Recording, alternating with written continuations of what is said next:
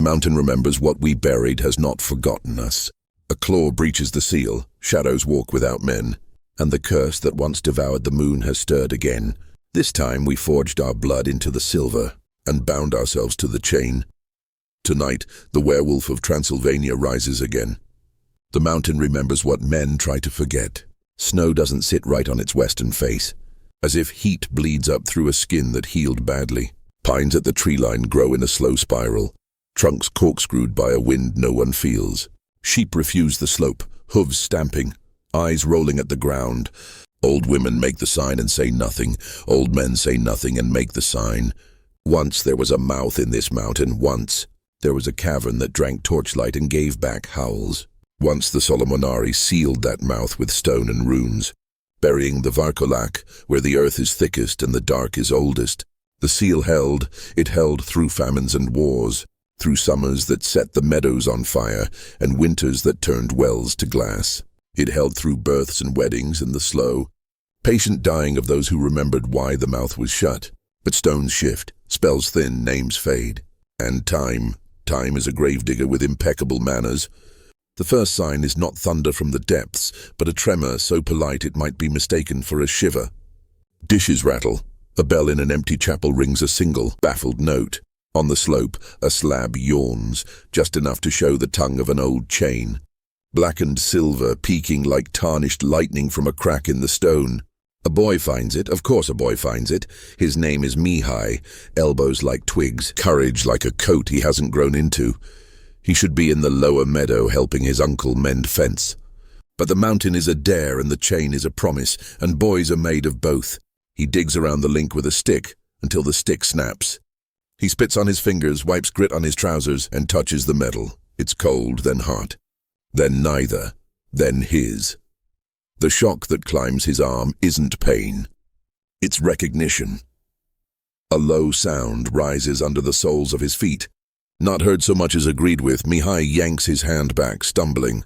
The chain, ringing a tiny clear note that keeps sounding after sound, should stop. Birds burst from the pines. The snow at the crack exhales steam. Something deep inside the mountain breathes in. Night comes uneasily. The moon, full and arrogant, climbs from behind the ridgeline and hangs over the sealed mouth like a coin about to be swallowed. Dogs in the new village, built wisely down valley and unwisely within earshot, cannot decide whether to bark or hide. They solve it by doing both. The elders sip boiled wine and do not look at the mountain. The youngest stand in the lanes and do at midnight. The line of shadow touches the moon's edge. Clouds that had no business being there gather from nowhere and tuck themselves into place like conspirators on a balcony. Mothers wake to cover sleeping children and discover the children are already awake, eyes open to a dark that feels occupied. Fathers check doors and find their hands shaking, though they insist they are not afraid, only cold. The priest scrapes frost from the chapel window and sees his breath is not his. The eclipse does not pounce. It arrives like an old friend no one invited. The moon dims at the rim, then dims more, then dims in a way that suggests dimming is not the point. The mountain shifts its weight, a ridge pop cracks, sending a minor avalanche of powdered years down the slope. The chain in the crack sings again, no longer a note but a memory of a note. Below, in dirt packed by centuries of weight and whisper, something opens its eye. The howl that follows is not the resurrection roar the villagers always imagined. It is longer, yes, long enough to hold a season, but it is measured. It is the sound of a thing counting, confirming, recalling how to put itself together from the bones of a curse and the dust of a name. It threads the valley, touches the chapel bell without moving it, slips under doors, lifts gooseflesh along sleeping spines. Mihai hears it and knows he is its witness. He does not run. He steps closer to the crack and whispers, "I'm sorry," without understanding for what. The moon goes black, not red, not bruised, black. A perfect absence stamped in the sky, a coin with both faces taken in that hole. The villagers swear they see teeth, a suggestion, a mockery, the silhouette of hunger. The dogs stop choosing and collapse into silence that is the opposite of peace. When light returns, it's wrong. The moon limps back pale and thin, haunted by what touched it. The wind that comes down off the peaks carries musk and cold iron and a breath that smells like memory. On the slope, the crack is wider. The chain lies free enough to curl, and the mountain, which had been a tomb, becomes again a door. Morning after a night like that is an offense. Sun on snow, cheerful as a fool. Smoke climbs from roofs because someone must boil water. Because life, like moss, grows on anything. Men stamp paths between houses and do not speak of why their footprints head uphill, then come back. Women break the ice on buckets and do not name the shapes they dreamed. The priest rings the bell twice, once for mourning, once for courage, and pretends it's only once. Mihai brings the chain to the square. He shouldn't be able to. It should weigh more than a boy can insist upon. Yet there it is, a length of blackened silver as thick as his thumb, runes etched along its length that slide away from the eye like minnows. He lays it on the wellhead, as if placing a fish he means to keep. People gather because people always do. They lean in, they lean back, they cross themselves, and some add gestures older than the cross. Elisabetta would have known what to say, but Elisabetta is a story now. In her place stands Anna, her granddaughter, hair streaked with white, though she is not yet old, face lined not by time but by refusal to look away. She traces a rune with a mittened finger, not touching, just hovering where meaning is supposed to reside. These marks were made by men who did not expect to be forgiven, she says mostly to herself. Then, louder, this is Solomonari work. A shiver moves through the square as if a bird flew low. The priest clears his throat. Sorcery, he says, trying to make it a condemnation and failing. Blasphemy, binding, Anna answers. The kind that kept your bell from ringing for 50 years at night. She turns to the boy. Where?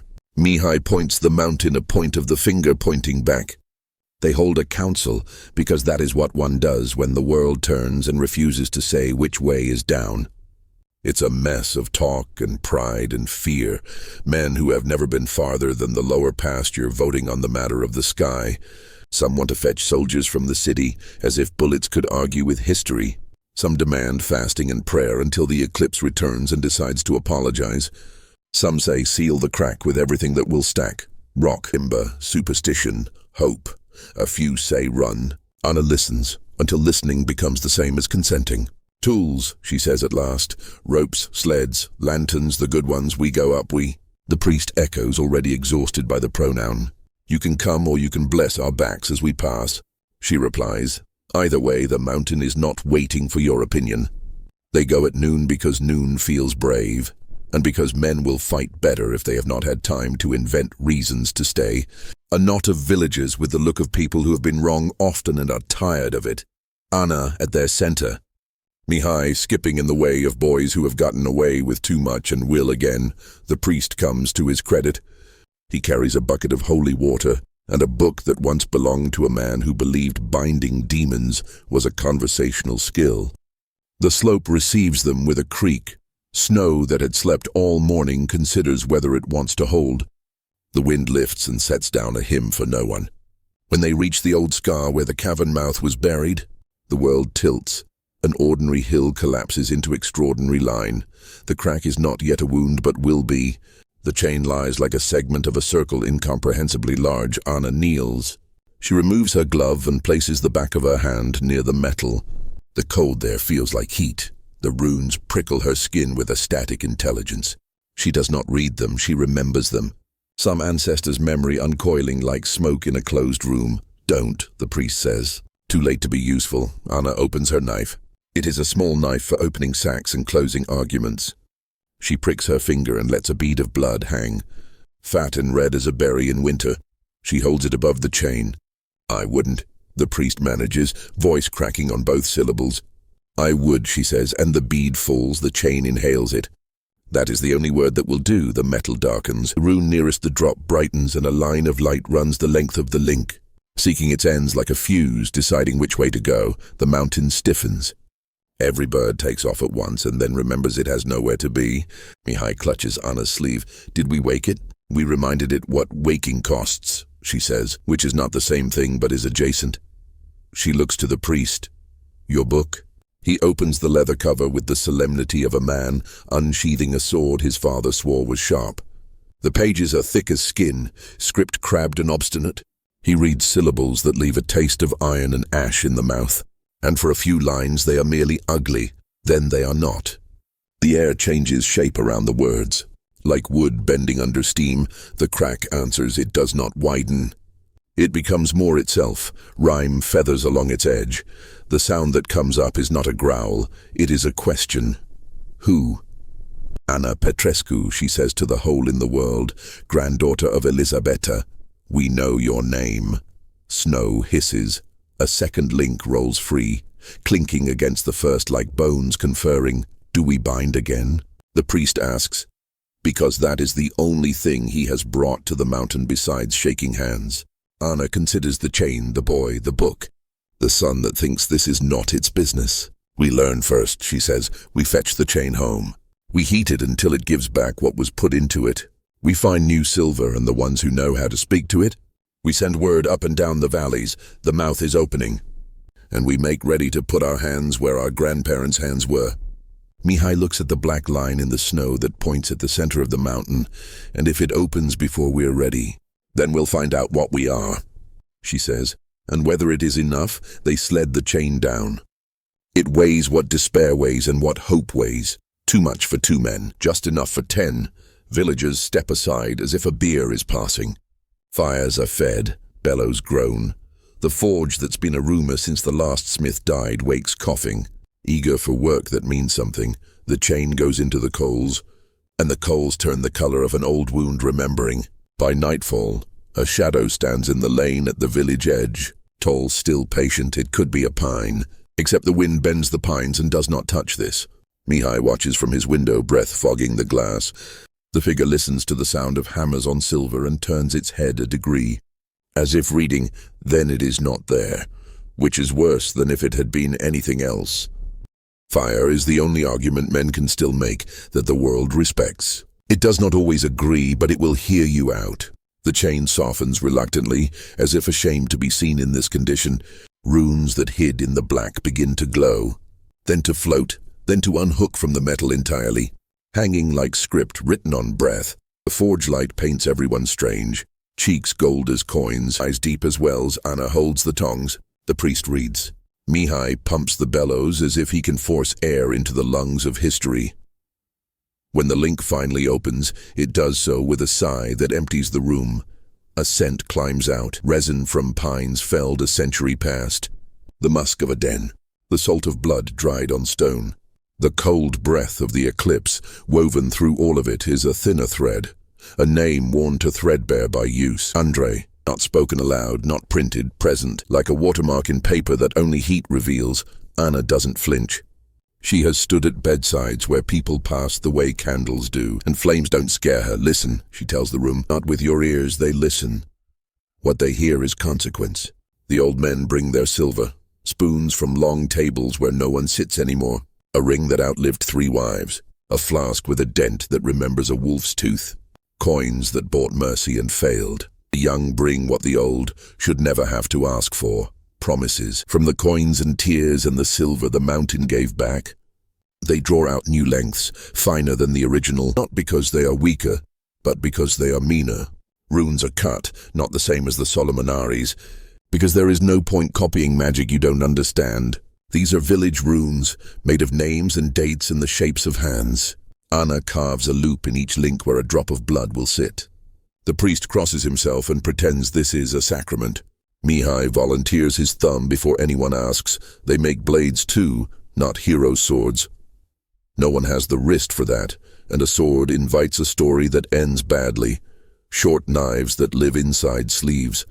Old axes kissed with silver along the edge so they look like the practical tools they are until moonlight lights them up like scripture. Arrowheads that prefer brave fletching to straight flights. When the work pauses, gossip tries to creep in around the edges of purpose. It's a defense mechanism. Someone says the soldiers will come if the city hears there is witchcraft in the hills. Someone says the city will not come unless there is a tax.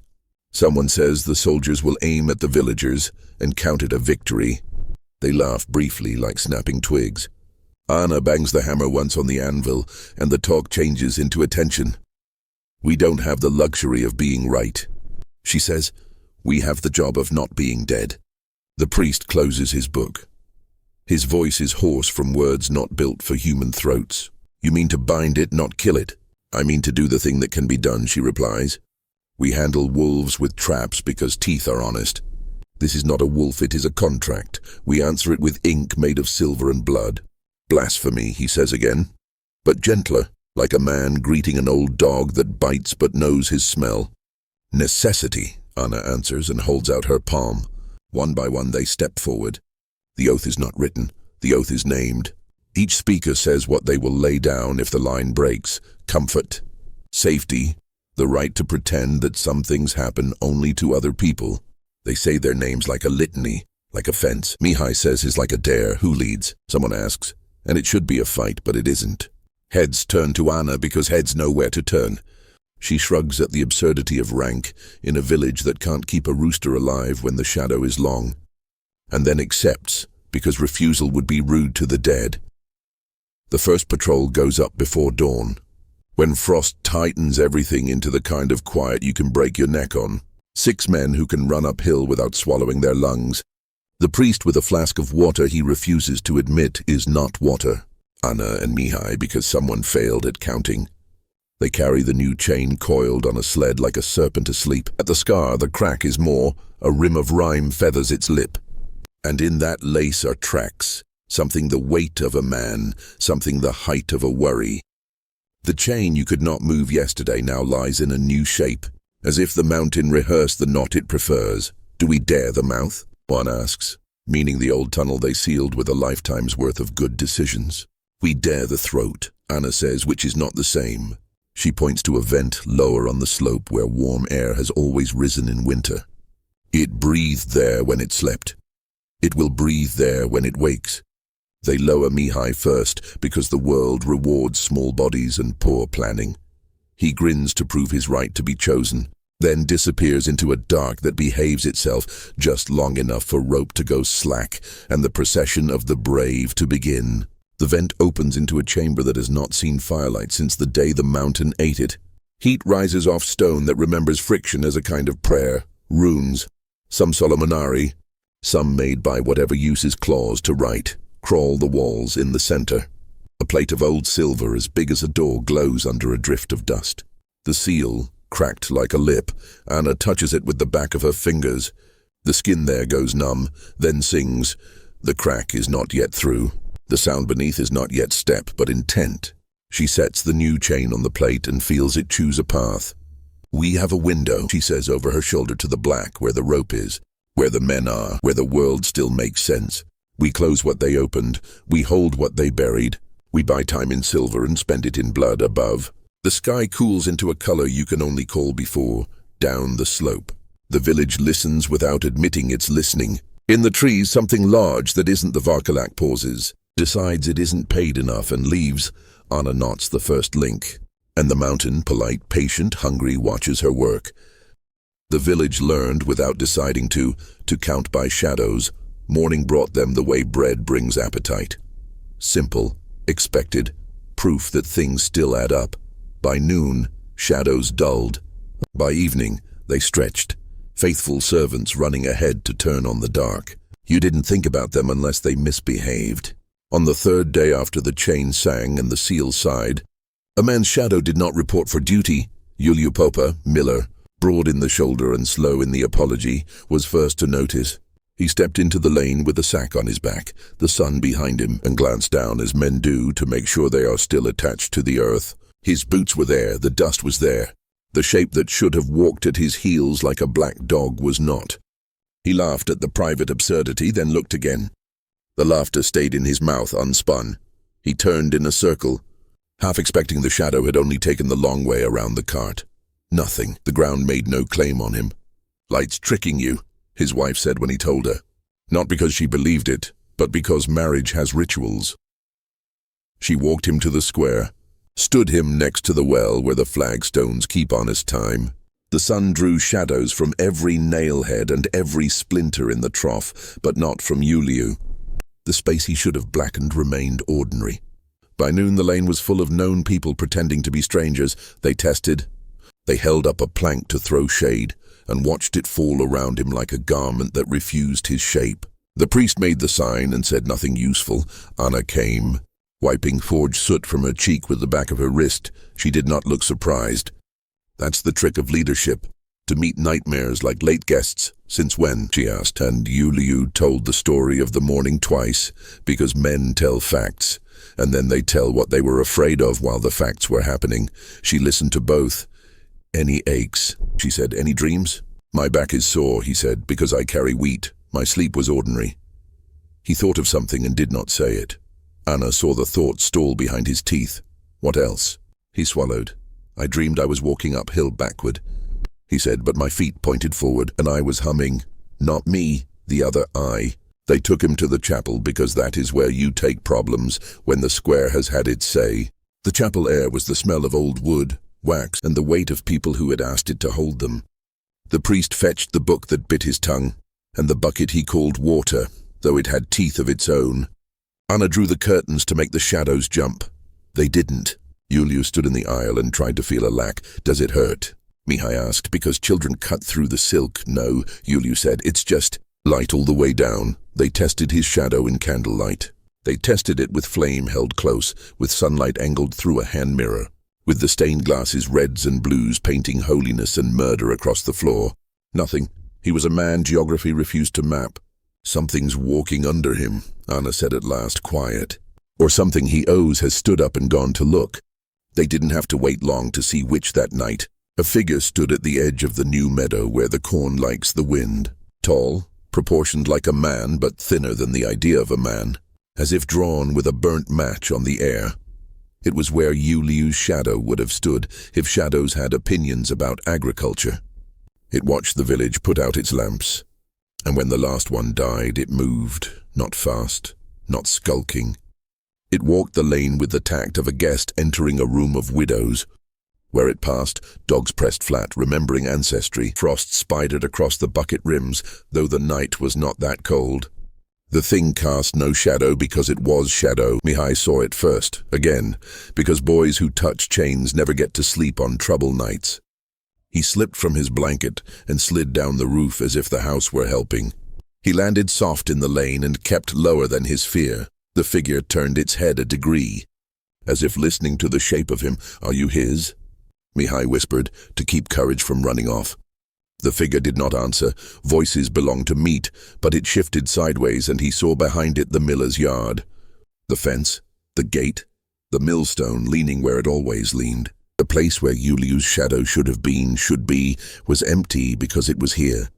The figure's edge touched the gatepost and the wood went dark, a finger's width. As if the night had stained it and refused to wash out, it walked on up the lane. The way a man walks when he is late to a promise or a grave. It paused at the square, not to admire the well, but to check it against some inventory. It crossed itself without a cross at the chapel door, pure habit stolen in daylight. It stopped in front of the forge where the chain cooled on its bed of ash. There it leaned if a thing with no weight can lean, and the ash grained deeper beneath its almost hand. Anna stepped from the forge with a poker in her palm and the look of a woman who has no quarrel with wonders so long as they abide by the sign she nails over her door. Do no harm. She approached until the hairs on her forearms thought winter had arrived. The figure waited, patient as drought. You belong to someone, she said. We will not let you borrow him without speech. It turned, in the way a silhouette chooses a new angle, and by that gesture she understood it was not here to take Yuliu away. It was here because something underneath the mountain had called all death. Every man's shape, every woman's, every child's, everything that painted proof of presence on the ground had been counted. We're being tallied, she said, tasting the iron in the thought. He's counting what stands above before he stands up. The figure touched the chain, and for the briefest sliver of a second it had weight and the link moved. Less than a breath. The rune on that curve woke like an eye. The figure drew back, not in fear but in acknowledgement, the way a professional touches his hat when he sees good work. Then it stepped away and thinned into the lane until it was nothing you could point to. Only the feeling children have when a story is almost over and the part where the monster arrives is the only part left. In the morning, Yuliu's shadow had returned. It lay on the straw like the body of a black snake that loved him. He cried at the relief, and then was ashamed, and then did not care. He went to the square to show it to anyone who needed proof that ordinary could come back for a night, and the village cheered like fools, because fools are sometimes correct. Anna did not cheer. She looked toward the mountain and saw snow carving from a cornice in a way that suggested something below had shrugged. She looked at the chain and saw a rune grown brighter as if fed. She looked at Mihai, who looked at her, and between them moved the knowledge that the world had fingertips all over it. Tonight, she said, we set the first ring, no one argued. The day ran on rails greased with urgency. Arrows were fletched, knives kissed silver, bread was baked dense and blunt, travel bread that breaks teeth and fills men. The priest blessed the chain, then apologized to the chain for the presumption. Mihai slept in the afternoon like a thief banking hours. Yuliu stood in the mill doorway, grateful for the company of a shadow that pretended not to have gone out without him. Evening came in the old way, gold, then blue, then that exacting grey that only passes through places that keep secrets. The moon considered its options and chose up. The mountain breathed once, a long, patient, thoughtful breath. The shadow that had walked like a man did not return. It didn't need to, what called it had stood up. The first ring of silver went on at dusk, laid like a crown across the mountain's brow. Links still steaming from the forge clinked into each other as if glad for company, though every man who touched them flinched. The runes glowed faint as breath on glass. Anna supervised with the poise of someone who knows fear is contagious and keeps hers folded neat in her pocket. Mihai threaded his thin arms through gaps where grown hands couldn't reach. Securing bolts hammered into frozen stone, the boy grinned though his teeth chattered. Proud to work where heroes once had, each time his fingers brushed a rune. Sparks whispered against his nails. The chain was not finished. It circled only part of the scar, like a tourniquet half-tied, but even incomplete, it gave the mountain pause. The wind died down, the snow held still. The birds dared a song, brief and nervous. It was the quiet of a battlefield before the second horn. Then the horn sounded, a tremor rippled underfoot. Small at first, then rolling, snapping roots, spilling rocks like dice down the slope. Men fell to their knees, palms against the ground that suddenly felt like an animal's back. From deep within, a groan swelled. Not stone grinding on stone, but ribs straining after too long a breath. The seal cracked open, a hiss escaped the mountain steaming. Rank with musk and centuries, the snow melted in a ring around the scar, leaving black mud that smoked. From the fissure crawled a sound, low, deliberate, pulsing like a drumbeat inside the skull. It was not a growl, it was a heartbeat. The villagers staggered back, clutching weapons, some raising them, some dropping them. The priest held his book but could not find a page that mattered. Anna alone stepped closer, her eyes fixed on the crack widening at the seal's edge. "It's not free yet," she said, "but it wants us to know it remembers how the earth split wider. The first claw breached longer than a man's arm, black as obsidian, dripping not with blood but with something older, tar thick and steaming. It scraped stone, gouging sparks, the men shouted. Arrows loosed and clattered uselessly off scales that were not scales but hide like ironwood. The claw withdrew, for now. But the message was written. The villagers fled downhill, dragging the chain after them like a corpse too stubborn to stay buried. Anna ordered the forge stoked hotter than before. The silver driven into new shapes, heavier links, sharper edges. "It has tested us," she said, voice hard as hammer on steel. And now we test it. That night no one slept. Children whimpered under quilts while mothers sang lullabies sharp as knives. Men stood guard with torches, though every flicker made them jump. Yuliu checked his shadow each hour, relieved when it followed him, though he noticed it lagged half a heartbeat, as though distracted. Mihai dreamed of the claw, only it was not reaching out of the mountain but out of his chest, breaking through skin that split like bark, dragging him forward into something he could not stop. He woke with his sheets torn, his fingernails bloodied, and Anna standing in the doorway watching him. She said nothing. She only nodded as if confirming a fact. By dawn, the scar had doubled, steam plumed steady, and the chain already set was gone, pulled into the crack like thread yanked by unseen fingers. Only scorch marks remained, glowing faintly, as if mocking the villagers' work. The mountain was not sealed, the mountain was waking. Anna called the council again, not in the chapel, but in the forge, because holy walls felt dishonest now. The silver lay on the anvil, molten, alive. The runes etched themselves without hands. Men argued, flee, fight, beg. Women argued louder, hide the children. Dig deeper cellars, burn what food we can't carry. Anna struck the anvil once, and the room snapped to her voice. We cannot kill what was never born. We cannot bury what the mountain itself birthed. But we can bind again, harder, tighter. With more than silver this time, what more is there than silver? Someone demanded us, she said simply. Our names, our blood, our shadows. It has already taken measure of them. We give it the rest on our own terms. The priest closed his book. He looked at her and for once did not argue blasphemy. He simply asked, "And if the mountain refuses? Then we will burn with it," Anna replied. But not quietly. The forge roared. The mountain answered. And high above, clouds gathered without wind, circling the swollen moon like vultures. The forge did not sleep. Its belly roared day into night and back again. The coals fed with wood dragged from barns, fences, even the rafters of homes no one would live in again if the mountain opened fully. The hammer never stopped. Anna's hands blistered and bled, but she swung as though each strike were punctuation in a prayer older than the priest's book. This time silver alone would not be enough. Everyone knew it. The first chain had been swallowed like a twig into floodwater. The mountain mocked their craft, spat on their courage. So Anna proposed something unthinkable, to bind the Vârcolac with not just silver, but with themselves. The beast has counted us, she told the villagers, her voice hoarse but strong. It has tallied our shadows, measured our names. If it wants our essence, let us feed it.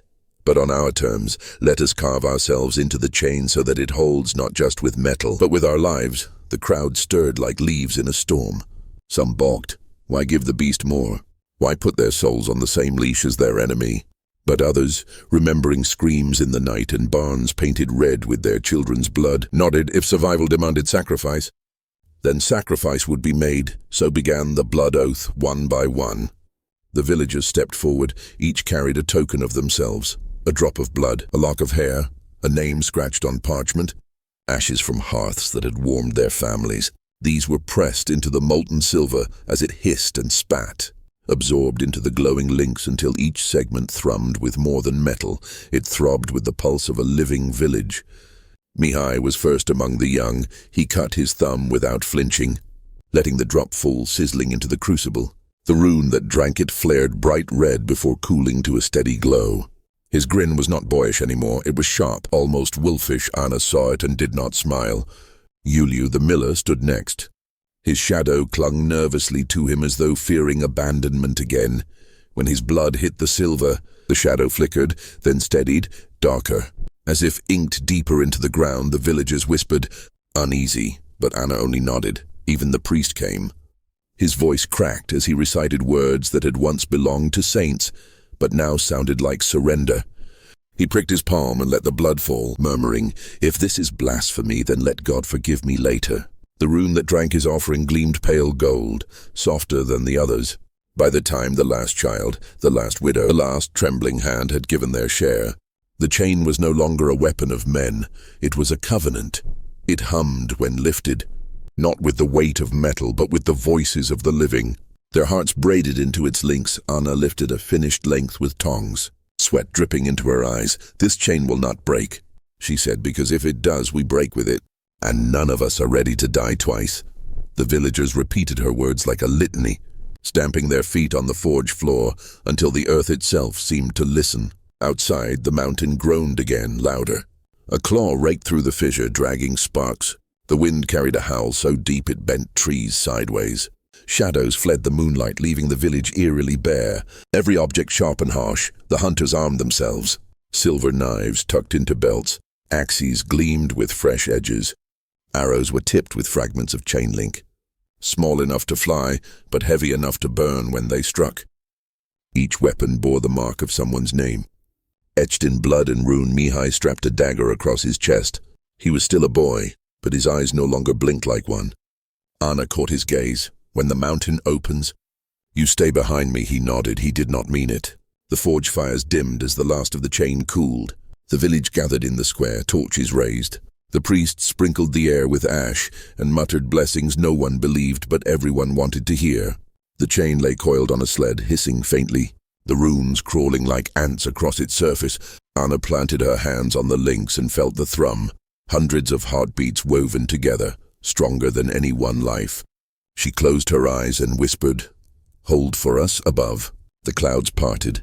The moon slid out, swollen, bright, and wrong. The mountain shifted, shedding snow in sheets. The fissure widened into a wound, black steam gouting into the sky. And from that wound came not just a claw, but a hand, half man, half beast, fingers tipped with talons. Skin black as cinder, it gripped the rock, hauling something vast toward the surface. The Vârcolac was rising. Anna lifted the chain. The villagers followed.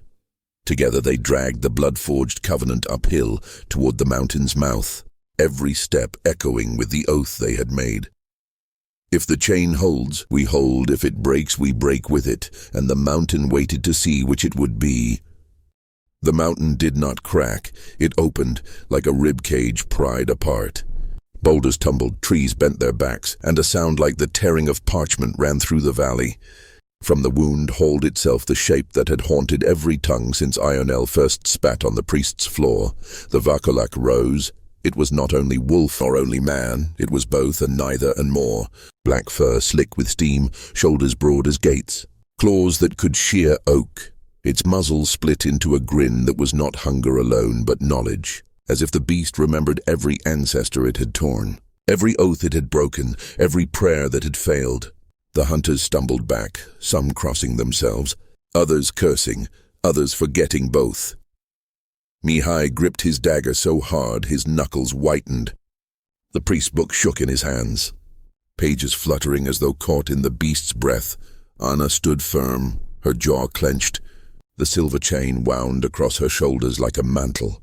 The Vârcolac lifted its head to the swollen moon, and it howled. The sound bent branches, shattered glass, sent livestock bolting mad into the forest.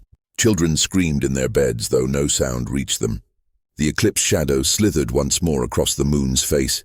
As though the howl itself had dragged it there, Anna roared over the din. "Now! Anchor it!" The hunters surged. They flung the chain. The blood-forged covenant hissing as it struck the beast's limbs. Silver burned fur and flesh alike, smoke curling where it touched.